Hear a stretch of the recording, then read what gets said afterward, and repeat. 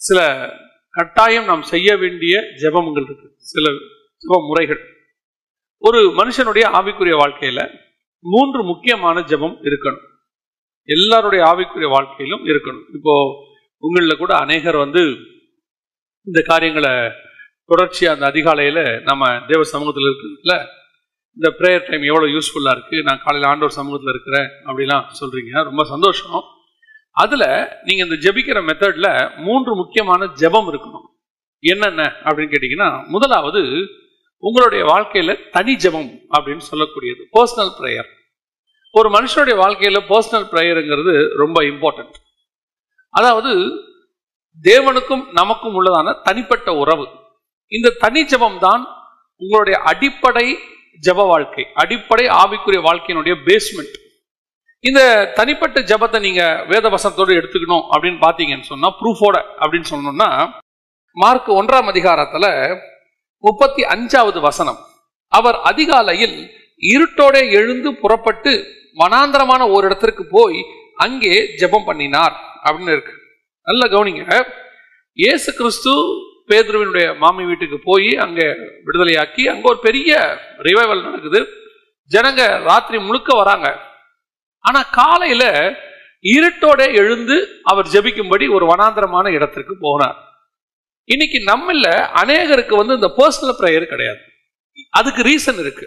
என்ன ரீசன் அப்படின்னு சொன்னா, நாம எல்லாரும் சொல்லக்கூடியதான மிக முக்கியமான ஒரு காரணம், நாம ரொம்ப பிஸி, எனக்கு ரொம்ப வேலை, நைட்டு படுக்கிறதுக்கு ரொம்ப லேட் ஆயிடுது, எனவே காலையில எழுந்திருச்சு என்னால ஜெபம் பண்ண முடியல.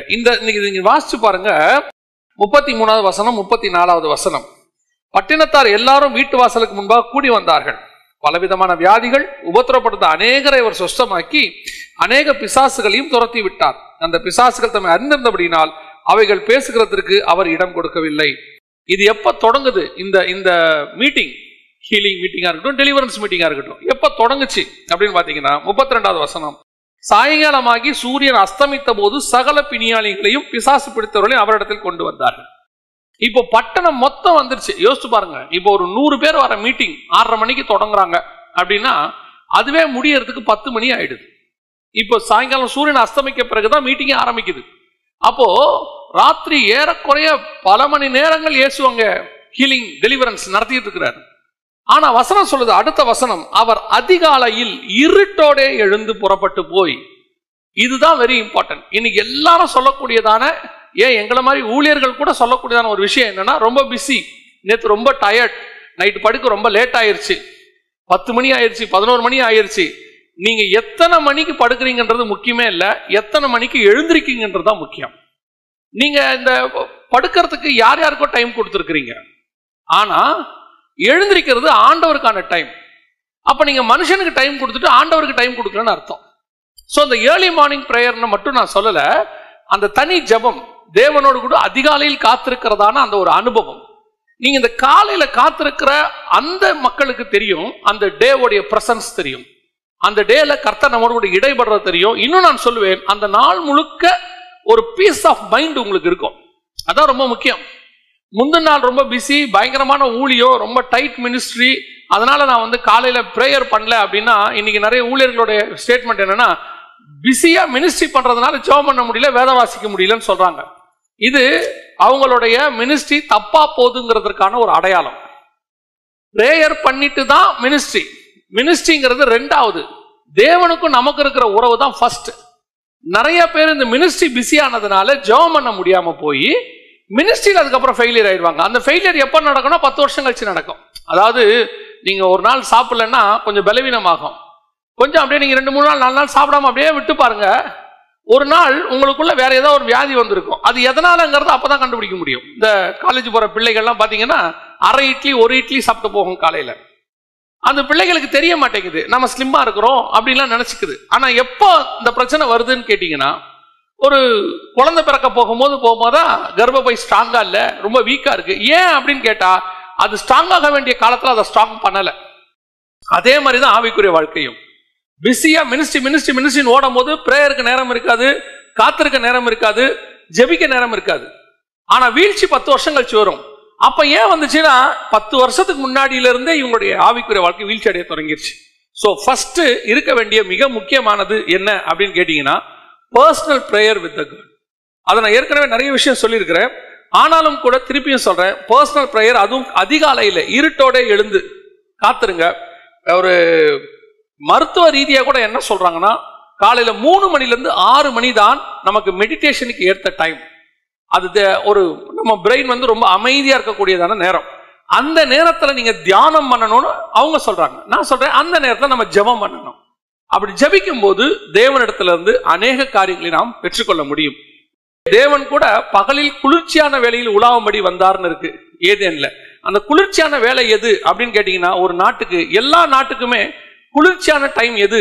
அந்த நாட்டோட 24 ஹவர்ஸ்ல பாத்தீங்கன்னா மார்னிங் 3 to 6. மற்ற எல்லா நேரமும் பூமி சூடா இருக்கும், அந்த நாடு சூடா இருக்கும், வண்டி போக வர மக்கள் முழிச்சிருக்க, எல்லா சூடும் தணிஞ்சு இந்த 3 to 6 மணி வரைக்கும் கூலா இருக்குமா. இது கண்டுபிடிச்சு சொல்றாங்க. சோ ஏற்கனவே பைபிள்லயும் இருக்கு, மெடிக்கலி ப்ரூவ்ட். ஸ்பிரிச்சுவலியும் நீங்க 3 to 6, இந்த 3 to 6 எப்ப வேணாலும் எழுந்திருச்சு தேவ சமூகத்துல இருட்டோட நீங்கள் காத்திருக்கிற அனுபவத்துக்கு வாங்க. ஃபர்ஸ்ட் பிரேயர் உங்களுக்கு இருக்க வேண்டியது பர்சனல் பிரேயர். ரெண்டாவது இருக்க வேண்டியதான மிக முக்கியமான பிரேயர், உங்களுக்குன்னு ஒரு பிரேயர் பார்ட்னர் இருக்கணும். இந்த 2 பேர் சேர்ந்து ஜெபிக்கிறதான ஒரு ஜெபம். வசனம் தெளிவா சொல்லுது, என் நாமத்தினாலே 2 ஒருமனப்பட்டிருந்தால் அவங்க ஏறெடுக்கிற எல்லா விண்ணப்பங்களுக்கும் என் பரலோகத்தில் இருக்கிற பிதா கண்டிப்பா செவிசாய்ப்பார்னு இருக்கு. உங்க லைஃப்ல மிக முக்கியமா இருக்க வேண்டியது யாரு கேட்டீங்கன்னா, ஒரு பிரேயர் பார்ட்னர் இருக்கணும், ட்ரஸ்ட்ஃபுல் பார்ட்னரா இருக்கணும், ஒன்னஸோட இருக்கணும், ஒன் ஸ்பிரிட்ல இருக்கணும். நீங்க நம்பி ஒரே ஆவியோட ஒரு மனதோடு கூட அவரிடத்துல உங்களுடைய ஜெப குறிப்புகளை ஷேர் பண்ணக்கூடிய அளவுக்கு ஒரு பிரேயர் பார்ட்னர் இருக்கணும். நிறைய பேர் இருக்கிறாங்கன்றது வேற விஷயம், ஒரு பிரேயர் பார்ட்னர் கண்டிப்பாக இருக்கணும். இப்போ அதுக்கு ஒரு ஆதார வசனம், அப்போஸ்தலர் நடபடிகள் 3ஆம் அதிகாரம் 1வது வசனம். ஜெப வேளையாகிய, நல்ல கவனிங்க, ஜெப வேளையாகிய 9ஆம் மணி நேரத்துல பேதுருவும் யோவானும் தேவாலயத்துக்கு போனார்கள். இப்ப நல்லா கவனிச்சு பாருங்க, 120 பேர் ஒன்னாதான் இருக்கிறாங்க, அவங்களும் ஒருமனப்பட்டு தான் இருக்கிறாங்க.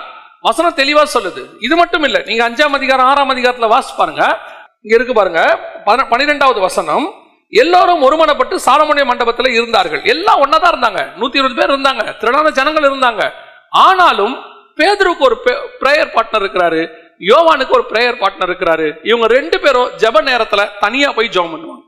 சோ உங்க ஒவ்வொரு நாளும் மார்னிங் நீங்க ஒரு பிரேயர், தனி பிரேயர் ஒன்று பண்றீங்க, அதுக்கு பிறகு ஒரு பிரேயர் பார்ட்னர் ஒருத்தர் உங்களுக்கு இருக்கணும். நீங்களும் அவரும் சேர்ந்து ஜெபம் பண்ணணும். அந்த ஜெபம் எவ்வளவு நேரம் வேணாலும் இருக்கலாம், ஒரு அரை மணி நேரமோ 1 மணி நேரமோ. இப்ப இருக்க நிலைமையில போன்லயோ, ஏன்னா இன்னைக்கு எல்லாமே உனக்கு நம்ம போன்லயோ நீங்க ஜெபம் பண்ணலாம். ஆனா கண்டிப்பாக ஒரு பிரேயர் பார்ட்னர் இருக்கணும். நான் என்னுடைய கல்லூரி வாழ்க்கையில முதல் வருஷத்துல ஆண்டவர் ஏற்றுக்கொண்டேன், ஃபர்ஸ்ட் இயர்ல காலேஜ்ல. எனக்கு ஆண்டவர் 2 பிரேயர் பார்ட்னர்ஸ் கொடுத்திருந்தார். நாங்க நண்பர்கள் 3 பேர். அப்ப நாங்க 3 பேரும் சேர்ந்து தான் ஆரம்பத்துல ஜெபம் பண்ணுவோம். நான் இப்பவும் சொல்லுவேன், எங்களுடைய அந்த ஜெபம் தான் மிகப்பெரிய ஊழியத்திற்கு அஸ்திவாரமாய் அமைந்தது. இன்னைக்கு அந்த 3 பேருமே கர்த்தரால் நாங்கள் உயர்த்தப்பட்டிருக்கிறோம், நாங்கள் கர்த்தரால் ஆசீர்வதிக்கப்பட்டிருக்கிறோம். சாட்சியா நாங்க சொல்லுவோம், கர்த்தர் எங்களை ஆவிக்குரிய வாதத்திலும் உலக பிரகாரமாயும் ஆசீர்வதிச்சிருக்கிறார். அன்னைக்கு நாங்க அந்த ஒரு குறிப்பிட்ட காலகட்டம் வரைக்கும் டெய்லி ஜெபம் பண்ணுவோம். நான் காலேஜ் போயிட்டு வரும்போது அவங்க 2 பேரும் வருவாங்க, நாங்க 3 பேரும் சேர்ந்து ஒரு ரூம்ல ஜெபம் பண்ணுவோம். இந்த பிரேயர் பார்ட்னர்ஸ் வெரி இம்பார்ட்டன்ட்.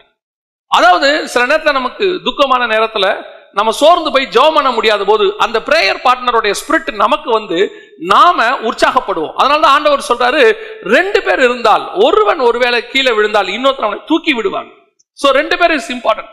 அதனாலதான் ஆண்டவர் அனுப்பும் போது 2 பேரை அனுப்பினார். பவுல் கூட பாருங்க, யாராவது ஒருத்தரோட போவார், அது பர்னபாவோட போவாரு, திமோத்தியோ போவாரு, தீத்துவோட போவாரு, யாரோ ஒருத்தரோட கண்டிப்பா அவர் போவார். எதற்காக அப்படின்னு சொன்னா, கண்டிப்பாக ஒரு பிரேயர் பார்ட்னர் நமக்கு தேவை. டெய்லி நாம சேர்ந்து ஜெபம் பண்ணணும், ஒருமனப்பட்டு.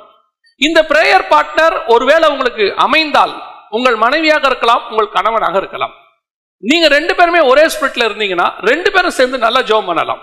அது இன்னும் உங்களுக்கு பிரயோஜனமாக இருக்கும். இன்னொரு பிரேயர் பார்ட்னரை விட அவர்கள் உங்களுக்கு பிரேயர் பார்ட்னரா இருந்தாங்களா, அவங்க லைஃப் பார்ட்னரே பிரேயர் பார்ட்னராகவும் இருந்தாங்கன்னா அது ஒரு மிகப்பெரியதான ஆசீர்வாதம்.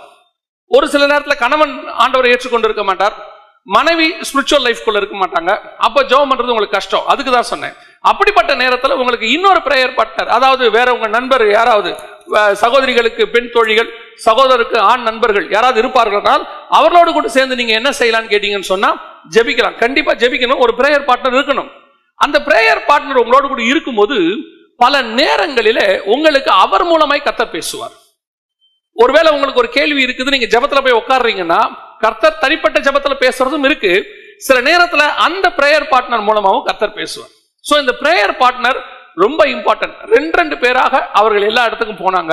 அந்த 2 பேர் இருக்கும் போது ஒருவன் அனலிலே குறைவாக இருந்தால் இன்னொருத்தருடைய அனல் அவனை பற்றி பிடிக்கும்.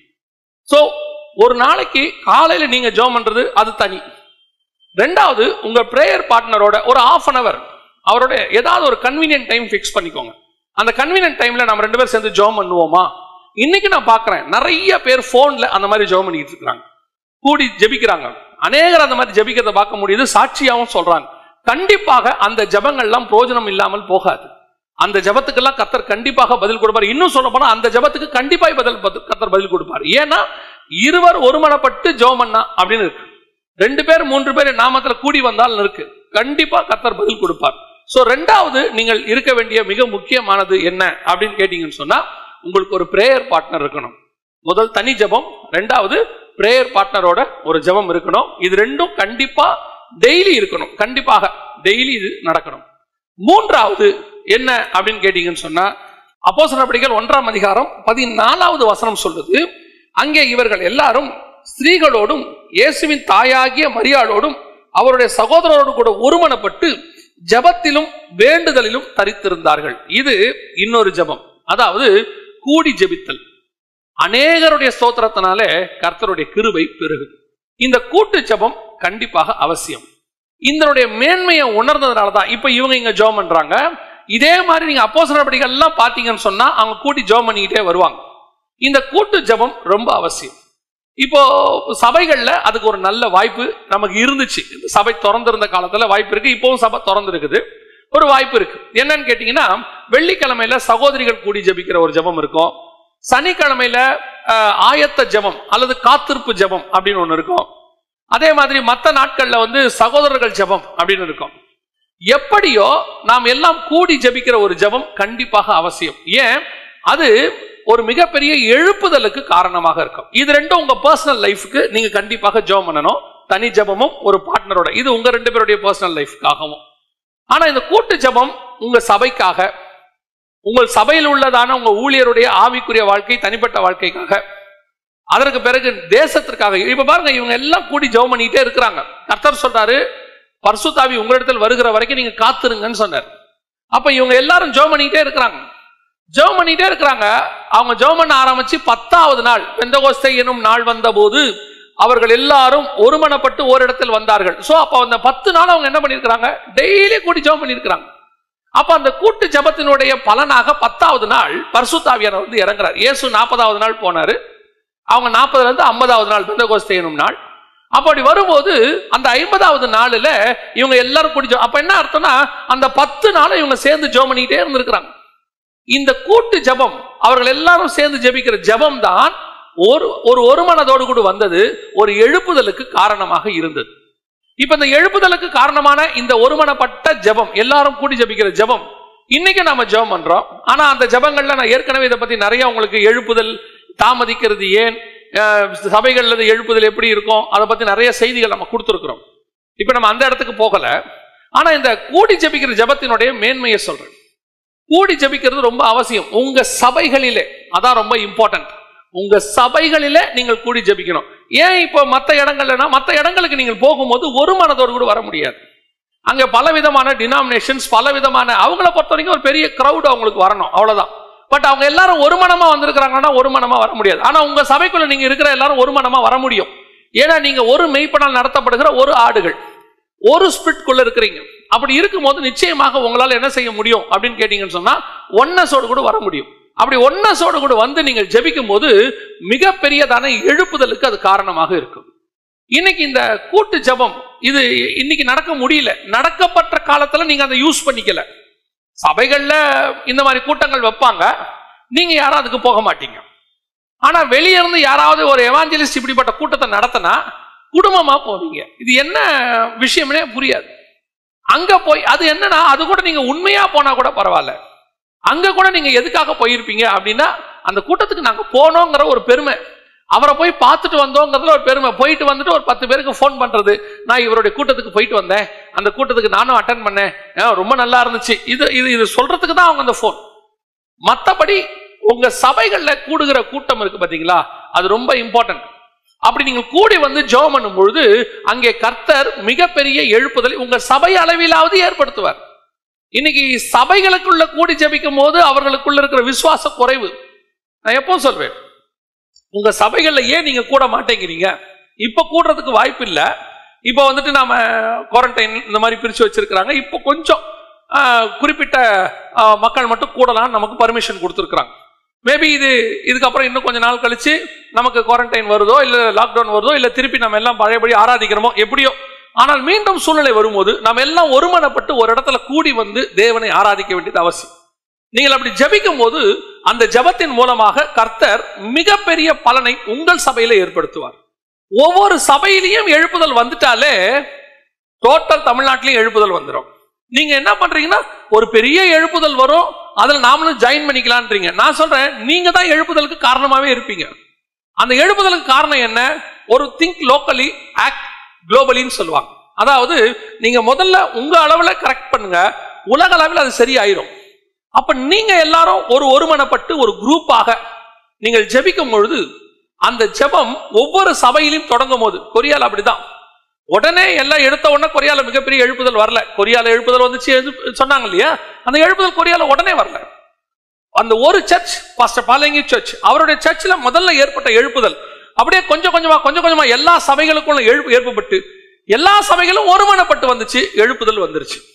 அதான் சொல்லுவாங்க, ஒரே இடத்துல அவங்க ஜெபம் பண்ண மாட்டாங்களாம், ஒவ்வொரு இடத்துலையும் 2500 பேர் 5000 பேர் அப்படி கூடி கூடி ஜெபம் பண்ணுவாங்களாம். அதுதான் எழுப்புதலுக்கு காரணம். சோ இந்த கூட்டு ஜெபம் ரொம்ப முக்கியம். ஒருமனப்பட்டு ஜெபம் பண்ணணும். எல்லாரும் அவங்கவுங்க சபையில அவங்கவுங்க போதகரோடு கூட சேர்ந்து நீங்க கூட்டு ஜெபம் பண்ணுங்க. இப்ப யோசிச்சு பாருங்க, எல்லா சபையும் இதை தொடங்கிருச்சுன்னா ஆல் ஓவர் தமிழ்நாடு ஆட்டோமேட்டிக்கா ஒருமனதோடு கூட ஜெபம் தானா வந்துடும். இதுக்கு நீங்க எல்லாரையும் ஒரு இடத்துல தான் கூட்டி 5000 பேர் 10,000 பேர் ஜெபம் பண்றோம்னு இந்த மாஸ் காட்டுற வேலையை விட்டுட்டு அவங்கவுங்க சபையில ஒருமனப்பட்டு கூடி ஜெபம் பண்ணுங்க. அதுவே பெரிய எழுப்புதலுக்கு காரணமாக இருக்கும். சோ இந்த 3 ஜெபம் ரொம்ப முக்கியம். ஒன்று, உங்களுடைய பர்சனல் பிரேயர் வித் காட், அது ஏர்லி மார்னிங் இருட்டோட. ரெண்டாவது, ஒரு பிரேயர் பார்ட்னரோடு கூட பண்ண வேண்டிய ஜெபம். மூன்றாவது, சபையாராக கூடி ஜெபிக்க வேண்டிய ஜெபம்.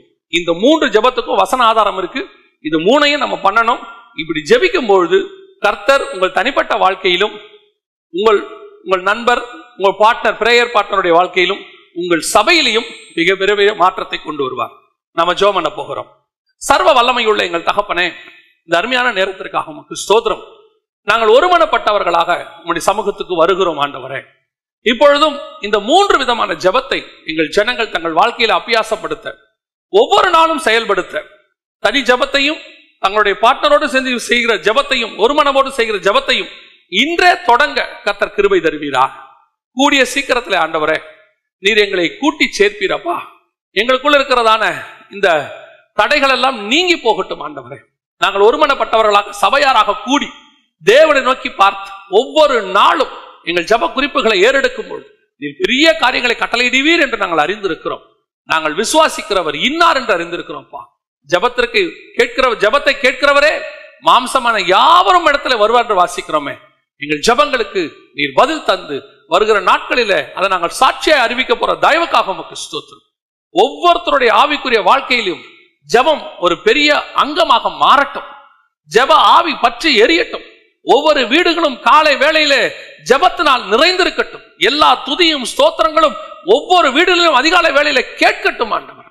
உங்களுடைய நாமம் மகிமைப்படுவதாக எங்கள் ஆண்டவர் இயேசுவின் நாமத்தில் ஒப்பு கொடுத்து ஜெபிக்கிறோம் எங்கள் ஜீவனுள்ள நல்ல பிதாவே. ஆம்.